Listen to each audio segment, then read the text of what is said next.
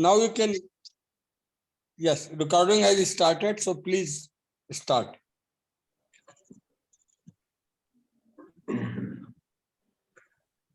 Good evening, Namaskar. We have yet another topic to dwell on, to deliberate on, to ponder, and that is the shallow mind and the problem with seeking of depth. The two parts of the topic are both daunting, challenging. What exactly is a shallow mind? You and I need to ask. Attending every Thursday the dialogue, does it make our mind a shallow mind? Does it make us mechanical? I'm just teasing. You know. But these are the questions we must ask ourselves. As Krishnaji, I believe, once said, he was watching himself like a hawk. Like a hawk watches the ground from a great height, and if it finds some food, some prey, comes swooping down. So a hawk, an eagle, etc. I don't know much about birds, but I know the expressions. Watching like a hawk means being very vigilant. So you and I need to be vigilant. Have we made even this pursuit of truth, even the search for truth, a mechanical affair? Are we going about it with a sense of respectability? Do we tell some friends, Thursday evenings I join Krishnamurti dialogues, and they are a high plateau activity, okay, etc. So if we have a certain air about us, joining J. Krishnamurti dialogues, we had it. That defeats the very purpose of living a sensible life. To have an air about us as though we are superior, and to have a sense of we are inferior, to feel we have come a long way, and to feel, oops, in this life I am not going to improve. All these are such pranks of a conditioned mind. And we are here to take a look at what a shallow mind could be. A mind attached to passing things, attached to glitter and glamour, a mind with its attachments, is generally regarded as a worldly mind. The worldly mind is the shallow mind, but we are calling it shallow with a certain additional insight into the matter. Because when we say just a worldly mind, the world is physical wealth, name, fame, and so on. The word shallow accommodates much more meanings. Even someone who has kept away from wealth, from pleasure, from possessions, could be having a shallow mind if there is the slightest trace in him of I have renounced it all and I am going to very soon get liberated and such things. What is a shallow mind? A shallow mind is like a prison cell. And as it is said in some other context also, if you increase the size of the prison, you are still a prisoner. By the way, I just came back from a 5 days tour of Andaman, where in Port Blair we went to the cellular jail, small prison cells, just one person occupies it. Veer Savarkar was one of the occupants from 1911 to 1921. A lot of things I learned for the first time. He lived up to 1966, by the way. But we are not here to talk about the cellular jails of Andaman. Sorry, I withdraw. Our mind could be a prison cell. Nobody else has bound us. Nobody else has arrested us and imprisoned us. It's our own lack of maturity.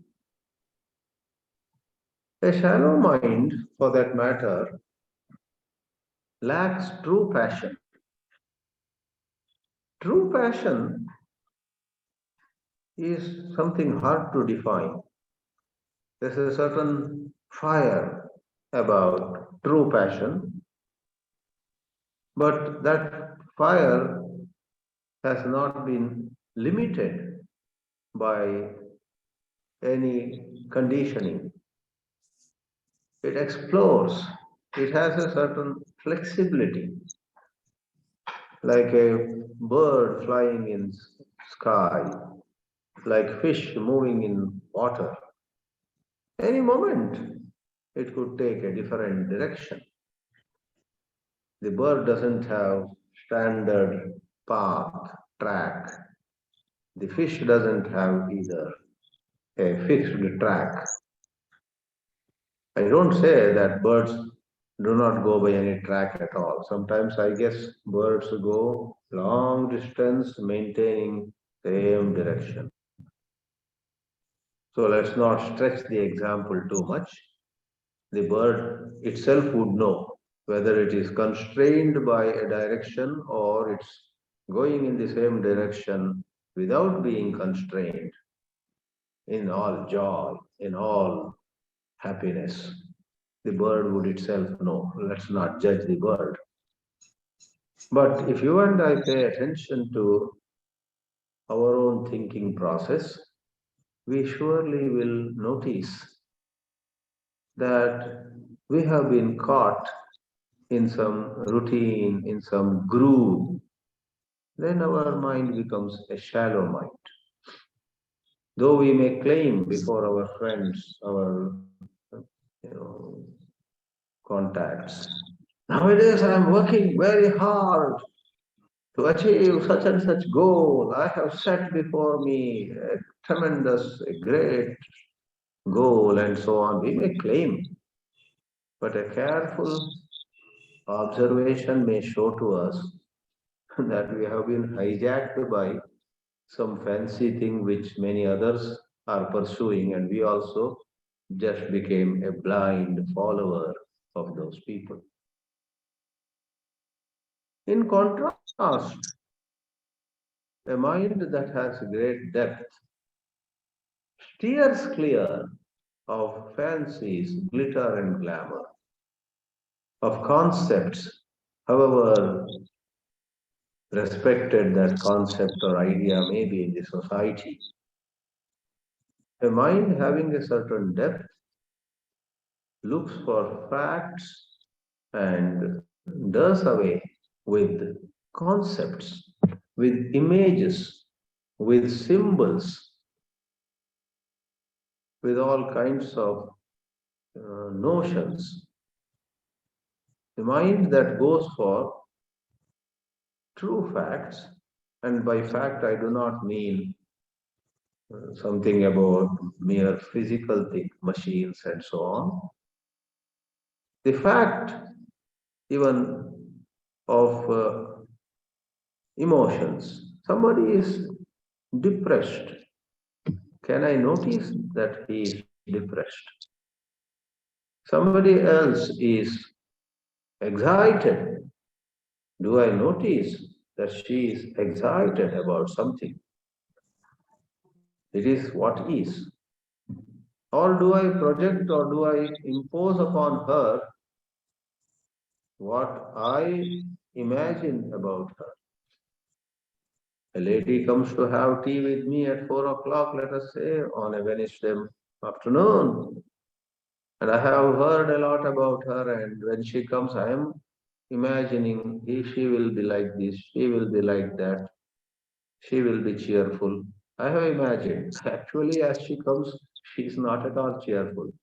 She is already cursing her stars why she had to agree to this appointment.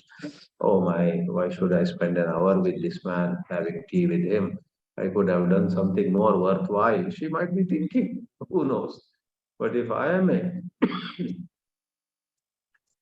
trapped in my own imagination, and I don't notice the fact that this lady who has come to meet me is already having second thoughts about spending time with me. Then that mind is alert, sensitive, aware, open.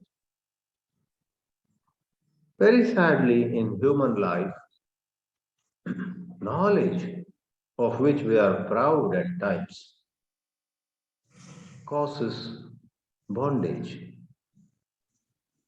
Knowledge of ideas, not knowledge of some, how a cycle works, how a clock works, how sun rises or how sun sets, why clouds bring rains. We are not talking of that knowledge. We are talking of knowledge that maybe our grandfather gave, maybe our mother gave us, saying to us how people of my state speaking particular language are superior. We gain some ideas and we get conditioned by it. So, a shallow mind is so much caught in the known. Many a time, don't we say, I know this from my childhood. My father used to say how great we are. Our community is so, great. So I know from childhood, we say. So that idea of I know, of which we may be proud, makes us mechanical, makes us judgmental, makes us jump to conclusions. So a shallow mind is mechanical, though it may have got respectability. Somebody who has a certain skill, for example, may tap that skill. Tap the skill meaning somebody, let us say, is very skilled in drawing, and out of some good luck, he got recognized by a few people. His paintings started selling for large amounts, and he paints and paints. In between, maybe he drinks and smokes and goes for all kinds of indulgences. But he has this skill, he has this talent. You know. In between his drinking and smoking and in this and that, in between all his pleasure pursuits and what not, he takes off a few hours and he draws another wonderful painting. And then next day we come to know that painting got sold within a few hours of his completing that painting. It got sold for some astronomical figures we hear sometimes. God bless that man. But in the light of the present topic, that skill in painting doesn't make him have a deep mind. Poor guy has been caught in his own little pigeonhole, painting, earning money, and then squandering that wealth perhaps in unintelligent ways. So, can the mind be free? This is where, before I proceed to the second part, how seeking of depth has its own problem. That's a subtler dimension of this evening's topic, my friends. Before that, let me quickly touch upon a certain aspect. Unless our mind lets go of our shallowness, true meditation is just not possible. A shallow mind is like a bird that is tied to a stone, to a rock, with a thin thread. The bird has the wings, the bird knows how to fly, but if the bird's feet are tied with a thread to a rock, every time the bird tries to fly, it fails and falls back on the ground. Likewise, if our mind is shallow and we fancy meditation, meditation will never happen. Our attempt at meditation defeats the purpose. Therefore, we have deliberated on this in earlier sessions. Conscious meditation, Krishnaji said, is no meditation. Millions of people in this world sit down and say, I am now going to meditate. And they have some methods and techniques and ideas, steps, and so on and so forth. It may do something to them. Maybe their blood pressure or diabetes or something else may, come under control. But we are not talking about a compartmentalized benefit of that kind. We want to use the word meditation in the context of the mind getting free. My blood pressure gets normal and I become more egoistic. Then what is so great about it? My diabetes comes under control, my sugar nowadays is normal, and I roll up my sleeves to settle score with some people with about whom I have a grudge. What's the use of that diabetes coming under control through so-called meditation? Those techniques might have brought better health to us. So just better health in terms of certain parameters doesn't mean much.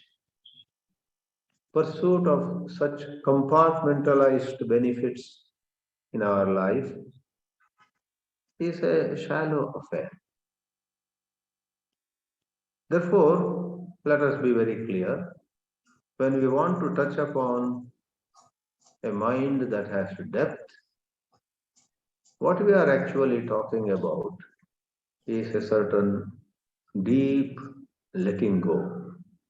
I am just not bound either by ideas imposed by others or ideas that I have carried with me for a long time. Can we let go of ideas, which at the same time doesn't mean I go into some kind of not knowing anything about what is happening around me? No, no. Certain general knowledge, certain awareness of what's going on, and the practical sense of how to use money, how to go to a certain place, how to receive people, how to visit people, depending on our lifestyle and our cultural setting. All of them don't go away. Let's not mix up this idea of letting go with the letting go of common sense also. Common sense never is, sacrificed or dropped in this kind of awakening. Let me come now to the second part, and that's a very intriguing part. I request you to listen very carefully to what I am going to say. A lot of us realize that, we have been rather shallow. We have been rather petty. We have been rather narrow-minded. We have behaved mechanically. We have been captives of certain dead habits. Oh no, I want to be free of this mechanicalness.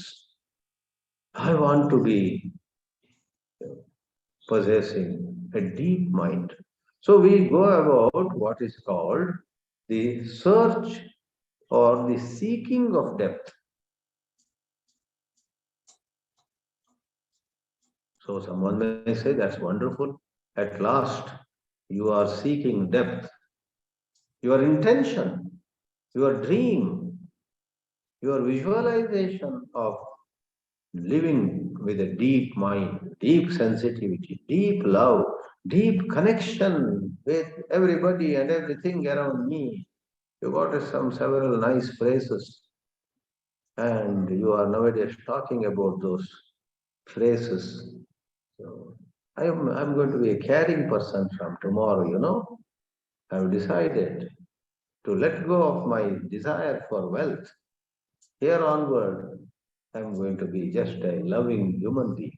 I want to be a good human being. In this way, we may claim, we may announce, we may, with a soft drink raised high, make a announcement in a party. Friends, ladies and gentlemen, I am now going to pursue only one thing, not wealth, not fame. I've had enough of it.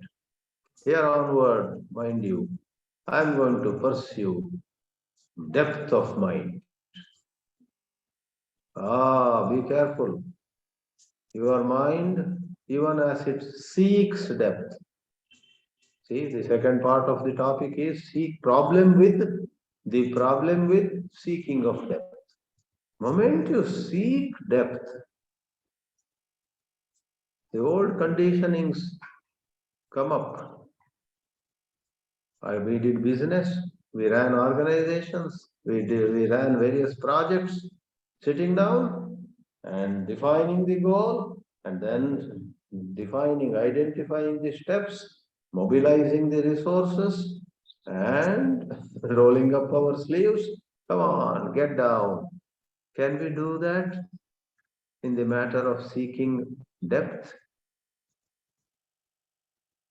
We have to see that this is a different ball game, if at all I can call it a ball game. This is a very different matter. It's a different way of living. Please do not make being human into another project with certain steps and certain, management techniques. God forbid. So what is the problem with identifying a way, steps? In 5 years, I want to come upon a deep mind. For that, the first year I am going to attend to these things. Second year I will attend to those things. In this way, why not make a 5-year plan? Okay, let's go into it. The problem with seeking of depth is we go, as there is an idiom in English, we go from Tweedledum to Tweedledee. Tweedledum to Tweedledee.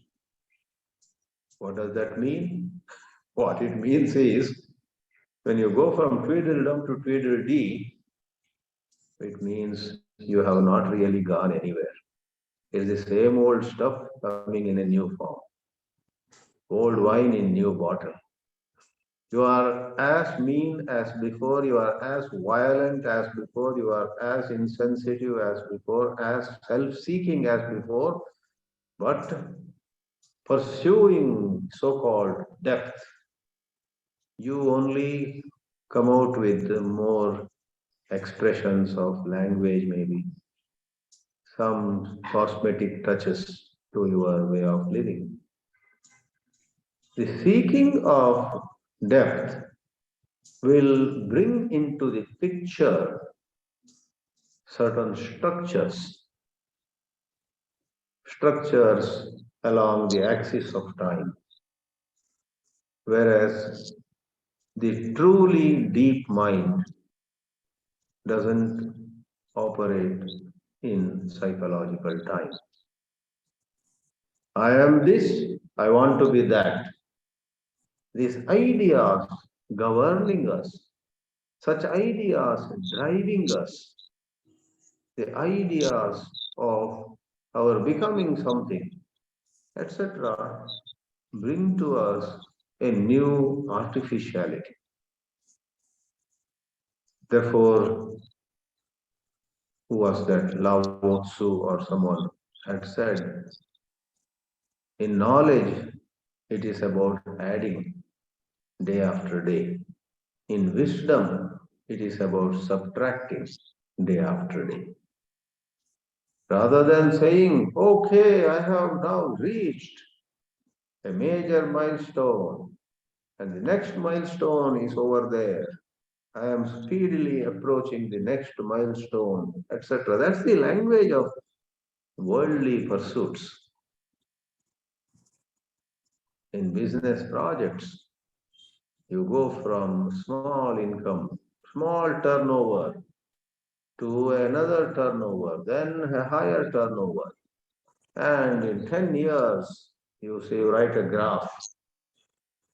So is it possible to approach coming upon depth of living in that manner? That would do injustice to the very spirit. Here it's not about a graph. Though all the self-help books in the world which sell like hotcakes have all kinds of such expressions. Once I saw a book in some, bookstore or some window, 7 steps to enlightenment. I can imagine how many copies would have sold like hotcakes. And those who bought those books would have read and would have spoken on that also on platforms.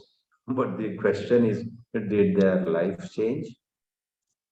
Or did they just talk about it over coffee, over tea, at a function somewhere?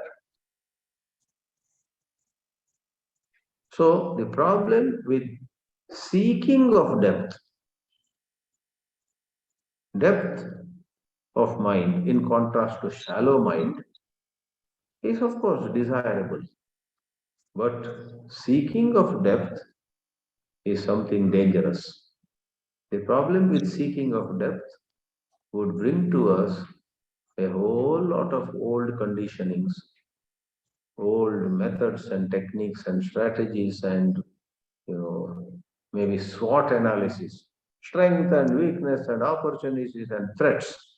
We spit down the pen in hand, with paper on the table. We say, this is how I am going to develop a deep mind. No, you cannot develop in that way. You better look at that urge itself. We need to ask fundamental questions. Why is it that I want a deep mind? Many a man may say, yeah, my wife has been saying I am a very shallow person. To please her, I want to have a deep mind. Oh my God. So you want to have a deep mind to impress your wife. Earlier, you tried to bring ornaments or this or that. You try to give her some gifts on her birthday and make her happy. Now you want to have a deep mind in order to make your wife happy or your so-called gurus happy. What exactly is making you seek depth?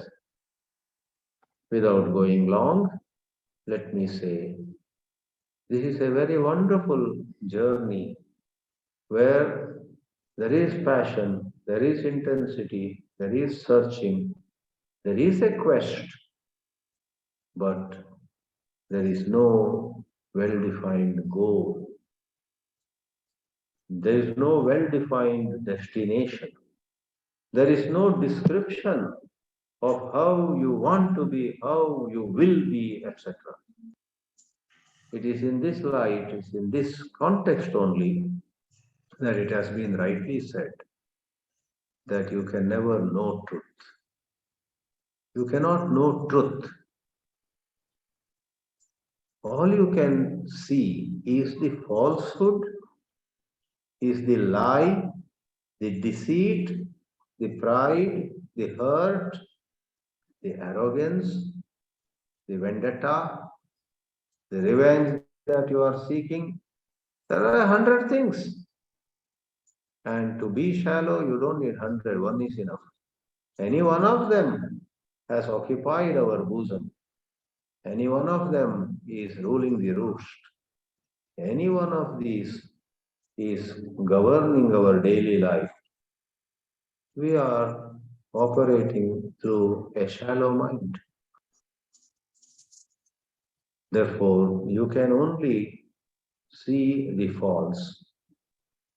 And in seeing the false with no guards, with no defensive mechanisms, being totally vulnerable, seeing the false, being open to whatever that seeing causes. When you see something, it will generate something. I see something terrible about myself, let us say, it may generate tremendous remorse. Oh, is this how I have been? Ah, I wish I had not examined myself. One may say, because one has been in the comfort of imagining I'm such a wonderful man, and wherever I go, I am such a blessing. But how come these people are not appreciating me? It is their problem. I am good. I am perfect. I have no imperfection at all.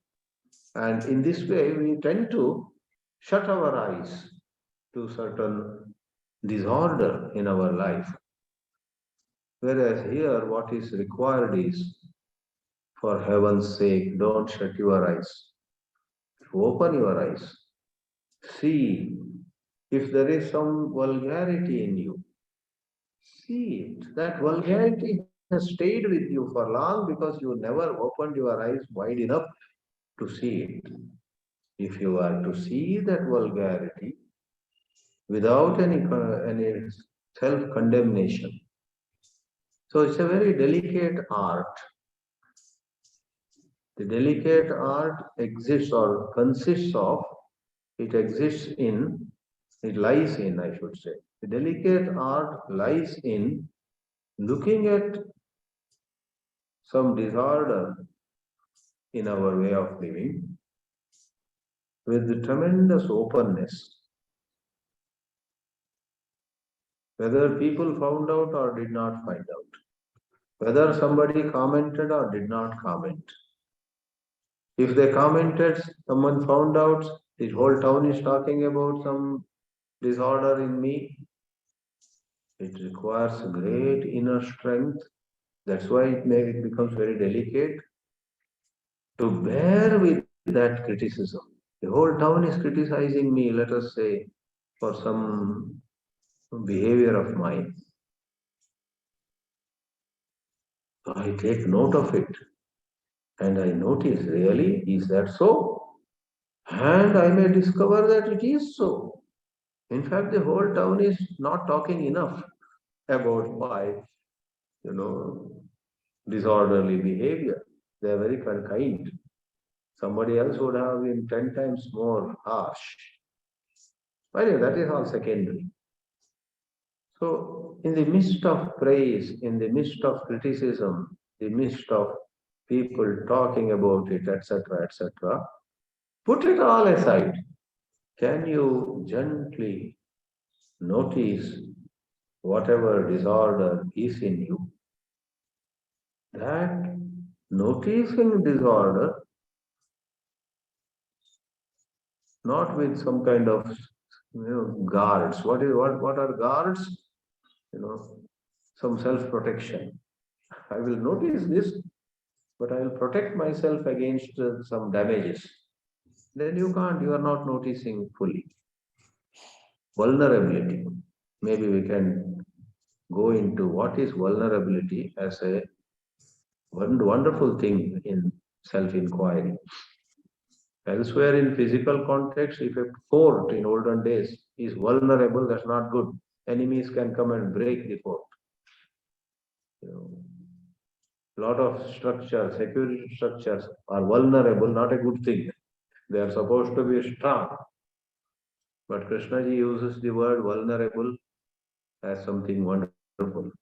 He says in something like, so I'm using my own words, in the search for truth, you need to be vulnerable. Your house should be easy for robbers to break open. That's the example is given. Truth is like a robber, and the robber comes and tries to break your house. Truth tries to enter your life, and if you are not vulnerable, your walls are too strong, truth will return. Truth will say, I was trying to get into his house, but his house has walls that are so strong. I returned. We don't want that. It's a very strange example or a strange illustration. Let the house of yours be vulnerable so that truth can come and break that door, break the wall, enter you. We want truth to enter us. All right, that metaphor is very unique. Let me end saying the problem with seeking of depth is thought interferes in the matter in a big way or a small way. Thought interferes. Whereas when thought does not interfere, thought means memory, thought means our conditionings. When they don't interfere, there is direct seeing, then there is a great cleansing that takes place. Then the shallowness takes to its heels and depth is discovered as though like a side product. When you are chasing depth, you won't get it. When you are aware of your shortcomings or whatever, when you are living in awareness, not seeking depth, you are being alert, then depth gets uncovered, discovered, as though a veil is lifted from there. Thank you. Thank you very much, Chidanandji. It was a great discourse. May I request Harshad sir, would you please come forward and say something? Harshad sir.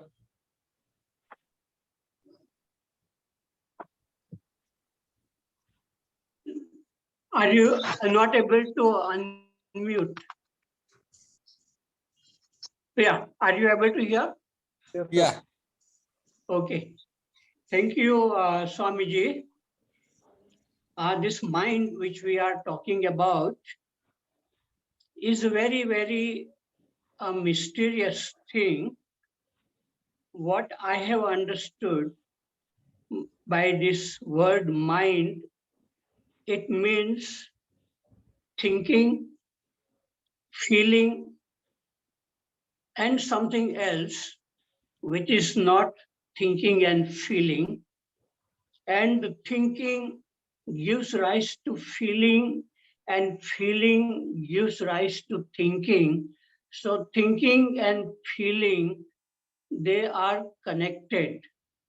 But something else, which what Krishnaji would call awareness or seeing or whatever word we use, that is not in the plane of thinking and feeling.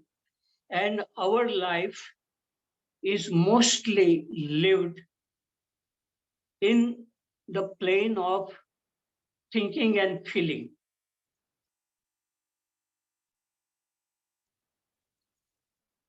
And even that desire to have the depth is a part of thinking and feeling. And generally, this awareness is not awakened in most human beings because our life is mostly thinking and feeling.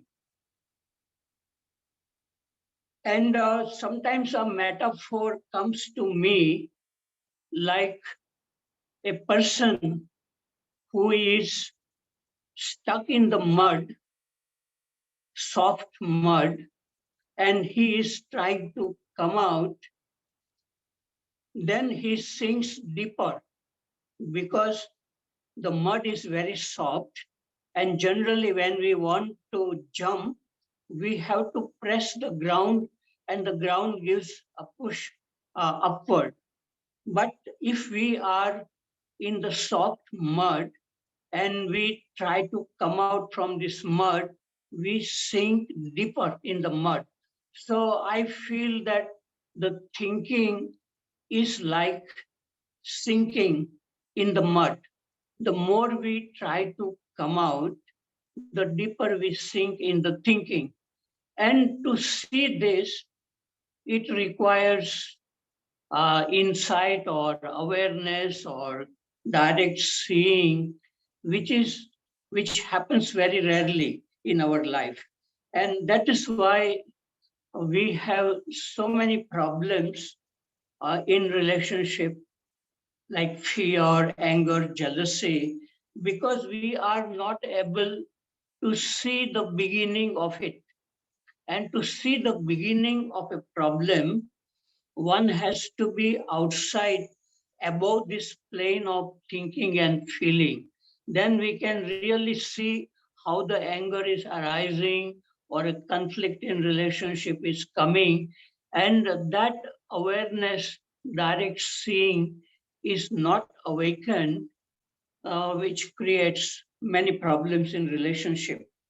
So when we talk about seeking the depth, it is only a part of thinking only, and real seeing is coming out from the plane of thinking and feeling, coming above it and looking very clearly how our mind is working. And generally, thoughts are coming on their own. Most of our thoughts are coming uh, by themselves. We are not creating, but we do have the ability to create thought, and in that there is no problem. But most of our thoughts are coming by themselves, and we are not aware of it. And the thought multiplies, and even without doing any work, we can get tired if these thoughts are not observed clearly. But when this awareness is awakened, then thinking is also not a problem. Thoughts come and go just like the clouds coming in the sky. So thinking is a problem when there is no direct seeing of this thinking. And so I would say that our life is mostly in the plane of thinking and feeling, and that is why there are so many problems exist. Even this desire to come out from thinking and feeling is a part of thinking itself, and so it doesn't work. So what is it that can make a person come out from this plane of thinking and feeling? And that is a mystery. I think maybe it happens when a person is very, very curious to look at the beginning of a thought, and how um, the thought changes from one to the other. And when that kind of curiosity comes in our life, then there's a possibility, and it requires some kind of freedom, a passion, curiosity, honesty. All these quality are required to see clearly how the thoughts are coming and going. And then when it happens, when this awareness is awakened, and, and in that state, even the thoughts and feelings disappear, then there is a pure awareness.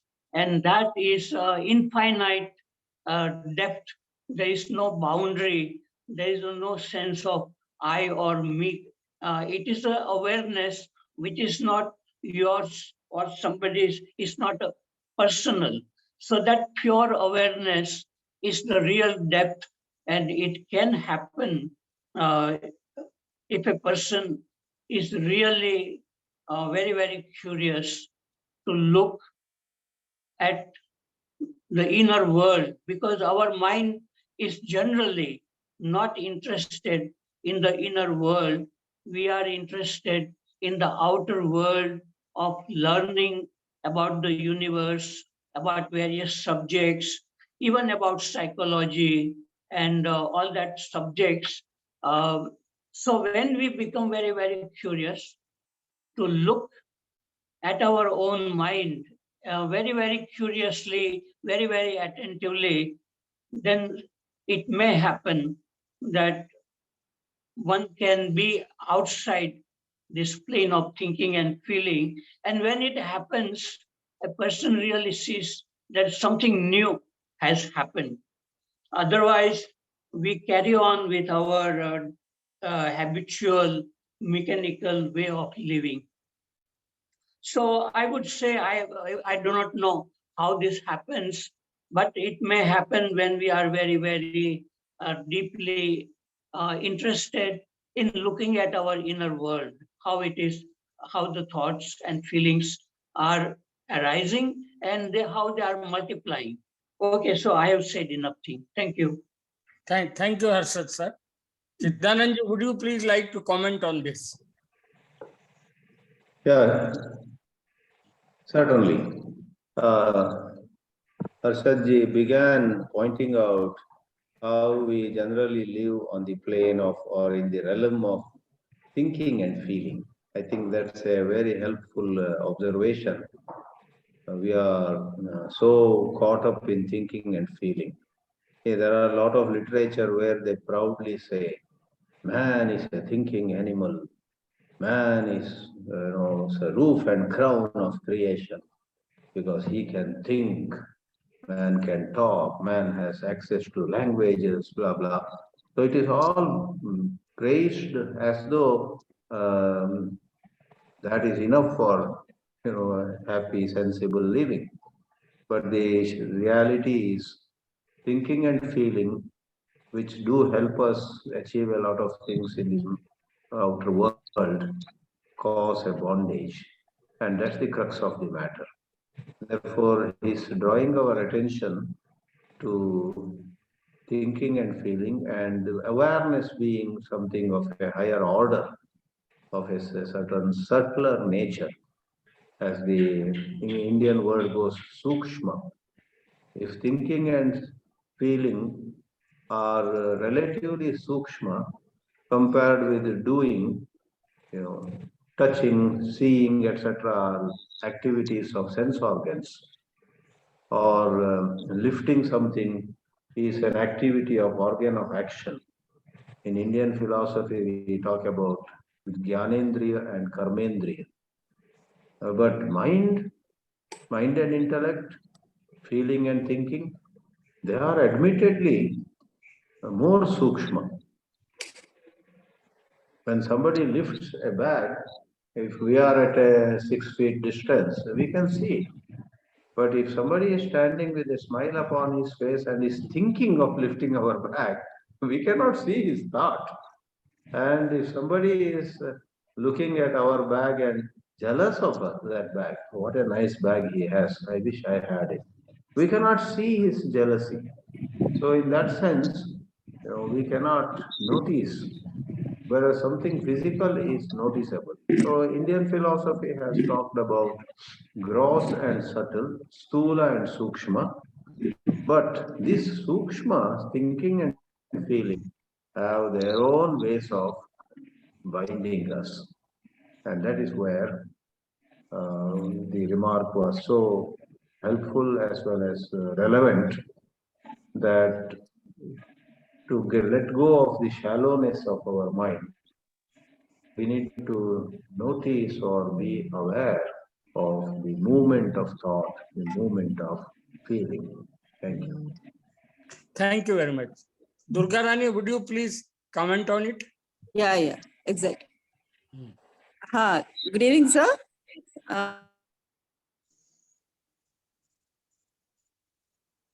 You are appearing and disappearing and no voice is coming out of you. It went to mute. Unmute first. Unmute first. You are muted. Please unmute. Oh, okay. Yeah. I hope I am audible now. Yeah, yes. Yes. Good evening, Chidanand, sir. Good evening, everybody. Namaste. Namaste. So, just few sentences out of the topic. We are very sorry that we were not there in Andamans to receive you and to have entertained you. I remembered both of you. I remember Dr. Gedela and you every day during the 5 days in Andaman. Thank you. Yeah, yes, sir. That's very unfortunate that you had come. You have chosen to come after we left that place. You were there for 5 or 6 years. Right? Yes, sir. Yes, sir. And about this today's topic, sir, it's so beautifully delivered. And I was completely full of appreciation for this today's discourse, sir. And if I have to say a few points about it, it's about the shallow mind, first of all. And the second one is seeking of depth. They are the two issues. And on both the subjects, you brought with such beautiful illustrations and such nice metaphors. And they were very amusing to hear also, and so true in nature, and so accurate and so relevant, sir. So, sir, I just would like to add, when I feel when the shallow mind is there, does the shallow mind recognize that first of all it is shallow? I feel the shallowness, when the shallow mind, when it recognizes that it is shallow, I feel that itself is a great dawn of wisdom. That's what we read in Krishnaji's books, when a dullard realizes that he is dull, that itself is a dawn of wisdom. And that very shallow mind, when it is seeking for depth, I think these are maybe that very shallow mind, the depth, as you said, it's in the truth you can't go after. You only know what is false. What are the falsities, in our own nature, in our human consciousness, and thanks to Krishnaji's intense and very precise and very accurate descriptions, and if we are really passionate about finding out all these things, I think there are plenty of them there. And the thing is how far we are invested in finding out them, in understanding them. And secondly, sir, apart from that, I would like to say, and the example we have given about, the vulnerability, that's so beautiful. The robbers, truth is like a robber coming and, knocking at your door. But if your doors are so, if your walls are so, strongly built, you're the one who is, not allowing the truth to enter in. So vulnerability is also other, very important aspect of in all these things. And lastly, I would like to add, sir, actually, all these things are self-revelatory. If one is not very, and Krishnaji says, one has to be utterly honest with all these things. If you don't know, and there is no problem in saying that you don't know. But if we are deceiving ourselves, and if you want to live in the life of deception, it is everybody's choice. They can keep living. Nobody can point out to them. But at the end of the day, I think in our heart of hearts, one knows whether one is living the life of, lie or truth or awareness. I think at the end of the day, one is answerable to oneself. Okay, whatever the people say, you may go onto the stages, you may deliver lectures and all that. But at the end of the day, one is answerable to one's own conscience. has he understood something in this? Has she understood something in this? Or one has simply lived on the shallow waters of life only and wasted all these things? I think and at the end of the day, everyone needs to answer these questions, sir. That's all I have to contribute. And it's wonderful, wonderful listening to you, Chidanand, sir. Thank you so much. Is there anybody other than Durga Rani ji wanted to comment or question? Please raise hand. Prasad sir, please come forward. Unmute and come forward. Sir, Swamiji, like you, as usual,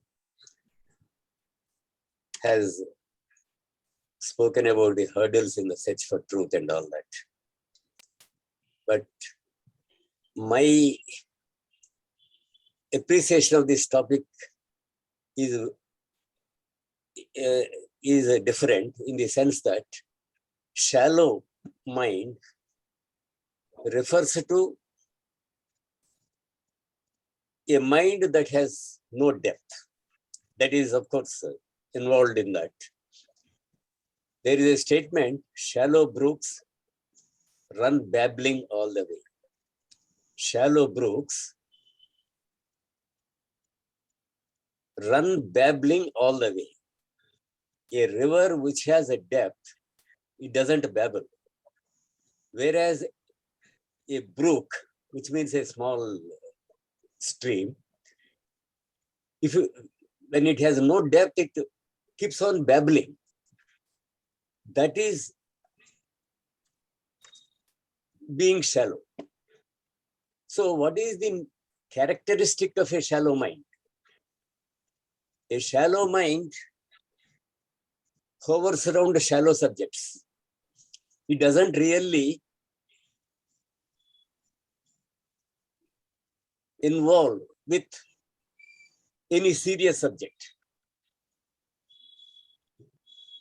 For example, it may talk about the latest cinema or about the latest, what is happening to the latest cinema actress or to the cricket player. It doesn't bother about a serious subjects like, we don't want to mention those serious subjects like death, poverty in the country and things like that. It doesn't bother about them. It keeps on babbling. And another thing is, it is so fickle. It doesn't pay attention to any subject. It just moves from topic to topic. You can see, I think all of us know some people who move so easily from topic to topic. He is talking to you and he greets the other guy. So that type of behavior is indicative of shallowness. You may talk about the latest saree or latest gold ornament, things like that, but you don't really bother about the serious problems of life. You have no patience with that, nor capacity to deal with them. And living in the past, when it tries to find a depth, firstly, it doesn't recognize that it is a shallow. So it doesn't bother about seeking depth. In case it seeks depth, it is happy with whatever is a shallow solution. If I am seeking God, I may feel happy with going to the temple or to Tirupati. That is all my involvement with seeking the nameless. So like that, it doesn't really observe the life around. It is lost in itself, with its own experiences, with its own past and things like that. This is the characteristic of a shallow mind. And so my appreciation of the topic is a little limited. I limit the scope of that topic. Instead of being a general search for freedom, about which both Harshadji and Swamiji have touched like that. And of course, the example given by Swamiji is wonderful. That is, Madam also has spoken about that. Robber. Truth is like a robber. This is wonderful. So if you are not vulnerable, the robber cannot break into your house, you know. So thank you, sir. Shakti ji, please unmute and comment.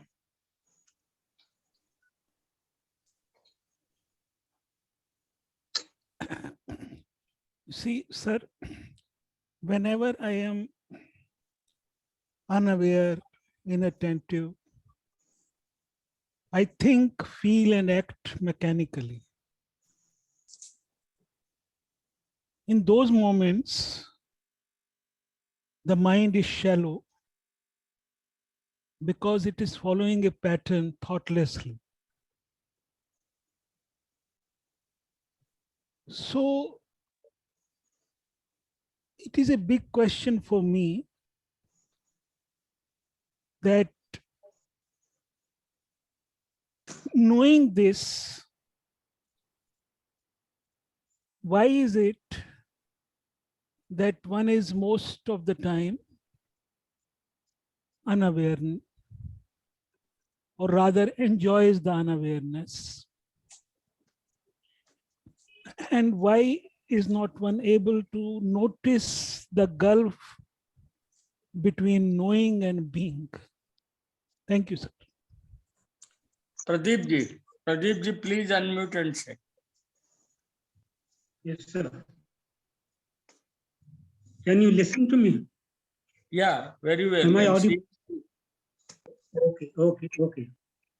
Well, to me, this topic, it's a product of intelligent mind, intellectual mind, or a shallow mind. I don't know. This topic itself includes so many words, the shallow mind and the problem with seeking of depth. It has all those words that have been not put at a very high pedestal.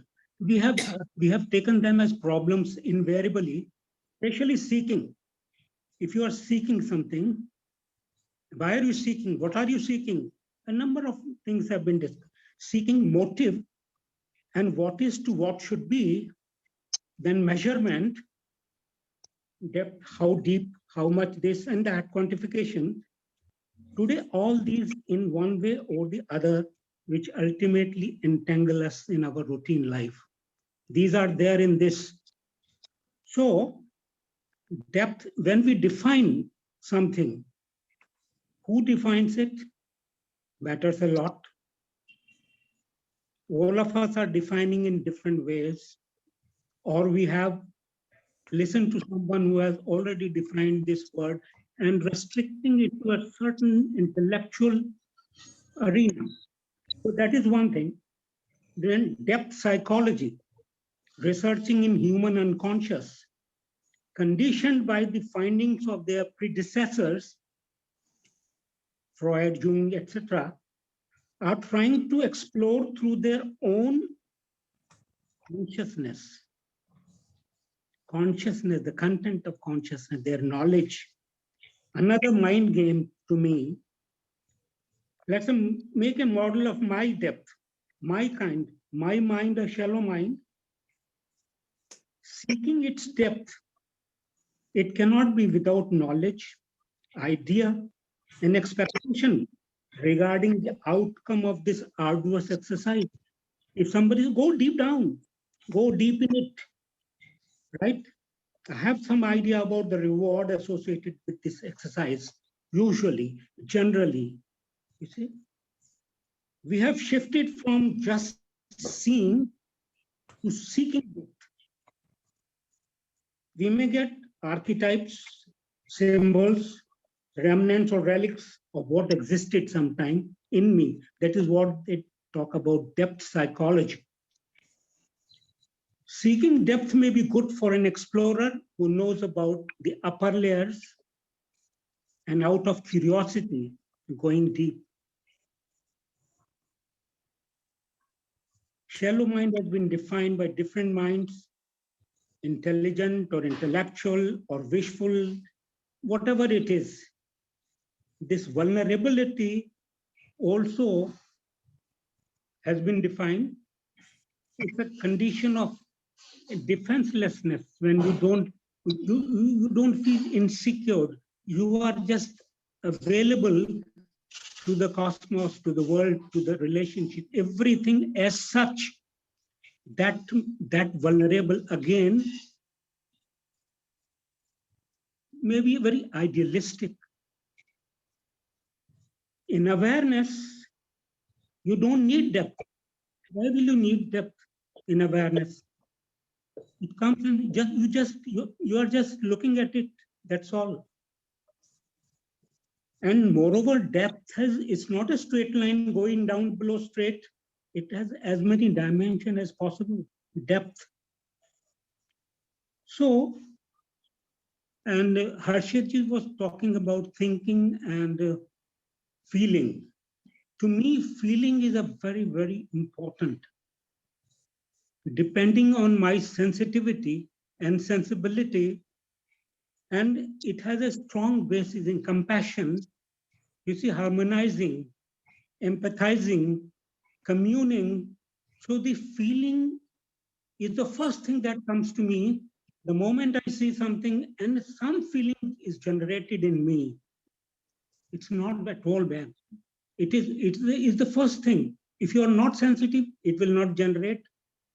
And sensitivity is one of the most important things that have been, we have seen all of us in that. So these are some of the points that come to me regarding seeking. So these are all these things. This is motive, what should be, and then measurement. All these things are actually impediments. So this is what comes to my mind now today after seeing all this, listening to all the people. Thank you very much. Thank you. Thank you. Durga Rani. And then Waghmare. Yes, sir. Yeah, I'm audible now, sir? Yeah, you are audible. Yeah, sir. Chidanand, sir. Yeah. I just would like to add, sir, like whatever my previous speaker, Mr. Pradeep Verma, I think he has spoken very passionately, and I feel I kind of totally agreement with him. If one is not aware of one's feelings, one's emotions, one's sensations, one's thinking, then how can one be aware of anything else? It is all about self-understanding, self-awareness, vis-a-vis awareness of the entire, human consciousness. I feel that is the core of the teaching of Krishnaji. Whether one is vulnerable, whether one is sensitive, not sensitive, how does one find out if one is not aware of all these things? I totally agree with whatever our Dr. Pradeep Verma has said. And I just would like to add a few general comments, sir. Like, you spoke so much about the shallow mind. And this may be a kind of a general observation I would like to add. It is the shallow minds, which are projecting, of what they are not. This kind of a scenario we see all around us. So many, Gurujis, Swamijis, self-styled, speakers, they are mushrooming like like hundreds and, tens and hundreds every day. That's what we see in YouTube. So that is a mind which is deep, a mind which is in search of, the deeper, essence of things, doesn't go into all these things at all. Whether that it may be following different path. Recently, I was reading about some great saints of our ancient saints of our country. They must have done, only that, mantras and sadhanas, but whatever they are, whichever path they had followed, there's so much of depth in them, there is so much of intensity in them, and they have so much of integrity. They have understood the wisdom, the insight, and all that. But those apart from those, we see all these shallow teachers, who claim to be what they are not, masquerading as something else, as evolved souls, declaring that they are, something what they are not, and they are causing more harm to the humanity. But anyhow, and of course, one can be aware of all these things, and one can, maybe you need to be very careful, very, very watchful of all these things. If whether maybe Krishnaji's teaching, has given us this kind of a gift, to see all these falsehoods and false things, spreading all over and all around us. This is just general observation I would like to share. That's all. Thank you. Dinesh Waghmare, it is your turn and take as much time as you want, please. Thank you, sir. Thank you. Are you able to listen to me? Yeah, very well. Very well. I would just like to share my understanding on today's topic. Shallow mind works in grooves and it is mechanical and follows a pattern. This is one thing. Now, why should it seek depth? Either there has to be a suffering, or there should be a deep curiosity. If those two things are not there, it will not go for any depth or it will not discuss even for any depth, right? Now, third thing. Now, when we talk of depth of freedom, mind has to go for self-knowing and learning. What are the impediments? And also, what awareness and choiceless awareness means. It has to learn and it has to understand deeply these two things. Now, if it also wants to explore the truth, then it has to understand that truth can never be known by thought, feeling, emotions, dimension, and they can only reflect when truth comes. So it is very clear, it has to transcend this dimension of thought, feeling, emotions. So it also automatically means mind cannot invite truth, it has to come to it, and at a various level, including awareness. I would say including awareness, because there can be levels of awareness. In my understanding, there are levels of awareness.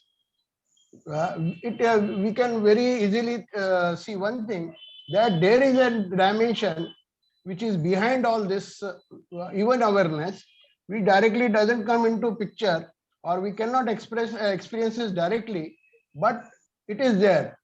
Since awareness is there, something behind is there. Even we see the processes what are taking place in our stomach. We don't know those processes, we cannot experience them, but we can experience the results of them. Similarly, there are other things which we see the results, even the moment of thought. We talk of thought is a material thing, and thought is and we also talk of lot about thought and its content and all that. But who ensures the smooth movement of thought? That we do not normally focus on, so or give attention to it. So there is a dimension which is behind this. So one has to go to that, even to that depth. This is what my understanding is. Thank you. Thank you very much. It's only 3 minutes you have taken saying all this. Anyway, I don't think that after your suggestion, I try to be brief. yeah, no, it's okay. This Right. time May I I make a said it directly that you speak as much as you wanted, but you could not. Anand, No, please I come can forward. speak Anand, more than 1 Anand, hour, sir. I can speak for more than 1 hour. no, But anyway, thank you. no sense in arguing. No sense in arguing. Anand sir, please come forward and say. Yes, sir. So, I mean, Take we as much can. time as you like. Thank you, sir. So, we can verbalize, sir, what is shallow, what is depth. It's only the words we know. As long as I'm insensitive human being, I don't know what it is to understand all these things. In fact, Kay has spoken about, it's only when one is sensitive, one is vulnerable. So to understand what vulnerable is, it's extremely challenging. Okay, a person who is vulnerable, I mean, he doesn't get hurt. One has to understand that also. So a sensitive mind Kate talks about is a defenseless mind. But you see, all the time, we are trying to, defend ourselves all the time. We're trying to safeguard ourselves. I mean, we are protect ourselves. And then, we knowingly or unknowingly, we do things which, I mean, for example, I want to achieve something. Even here, I mean, even with us, we want to be something over here. We want to say that I know much more than the other person. So one can observe this is what is essential, sir. So again, I may define what is shallow or what is depth. As long as I am insensitive being, the understanding it's not possible. It's only out of sensitiveness. There is your awareness. There is a perception. That there is care and affection, freedom, or whatever it is. Sir. Over. Thank you. Thank you very much. Harshad Parekh sir, please conclude it so that I can end it now. Yes, Please I conclude. like what Prasad ji said about the river. When the river is very deep, it doesn't make much sound. But a stream, which is very shallow, it makes a lot of noise. So generally, the shallow mind is a very thinking, reactive mind, and it doesn't have the ability to see itself, its shallowness. So the question was asked, can the shallow mind recognizes that it is shallow? Sometimes, yes, like Duryodhan, he said, I know what is dharma and adharma, but I cannot practice. So there is a kind of, there are people who smoke cigarette and they know that it is very dangerous, but they cannot give up smoking. They know everything. Knowledge is there, but there is no liveliness, no curiosity, no desire to really come out from the problem. So there are shallow mind, they remain shallow mostly, even if they know that it is shallow. So that is what I have to say, that when there is a real depth, then a person becomes very observant. Not many words, doesn't speak, doesn't, it just looks non-verbally and see the real beauty around, whether it is a flower or a tree or a cloud. A kind of newness exists in such depth in which there is not so much thinking and analyzing is involved. So a deep mind is just looking mind without thinking, analyzing. And that is a real beauty, I think. In that, there is a real love or whatever it is not a feeling. Like Pradeep ji was saying that there is the importance of feeling. Yes, there are, but when there is no feeling, no thinking, pure awareness, which is really something much, I would say, deeper than having a compassion with thinking. So, okay, I think I have said enough thing. I am not very talkative. Yeah, thank you. Yeah. Pradeep ji, would you want to say something? Pradeep Verma. Pradeep Verma. If he is not asking, then I have to ask one No, question to Mr. please wait. Please wait. Let me conduct the way I like. Pradeep Verma. Yes, Harshad ji was telling about a state. He was telling about a state which I have yet to achieve. I have yet to achieve. You may call it depth, but I don't know, because whether without feeling, without thinking, imagining myself in that state, somebody is stating that is an imagination only right now. I have yet to touch those depths. Thank you very much. Thank you. Waghmare, please finish it. Finish it within 2 minutes. Please. Sir, Now, whatever restriction. Harshad sir has said, I'm questioning that. Yeah. Because can we think of a state when the awareness is extended and it is boundless, which he has also confirmed many times, in which the normally what happens, we are having experiences limited to our eye and your body, mind, spirit system. These are limited to it. So the experience, quantum of your experience is very high. So you say that this thought is creating trouble, or feelings are creating trouble or disturbance, etc., etc. But when there is an extended awareness, when Yes. your eye is not there, when your system has broken, you are feeling a tremendous space in that, your body mind systems may remain same, but those experiences of thought or those experiences of your feelings or those experiences of your emotion, the quantum of that will be felt very limited. So they, whether they are there or not, they themselves become shallow or superficial layer of that whatever pond you are saying. So in this case, the issue of thought, feeling, and emotions will not at all will be there. What do you have to say on this? Yes, that is what I said before, that thinking and feeling is not a problem when this awareness is looking at it. Because the moment the anger or anything comes, there is a looking at it, and then that looking, it dissolves the problem.